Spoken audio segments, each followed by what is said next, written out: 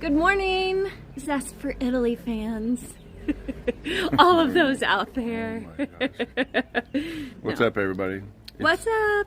It's an exciting morning for us. So today is a big day. We've got helicopter coming in today to drop off supplies. So we knew it was coming in this morning. We were at breakfast already, and we heard it kind of coming through the valley. So we know there's at least one load, we think, already, and we're on our way up to the house now to get the supplies.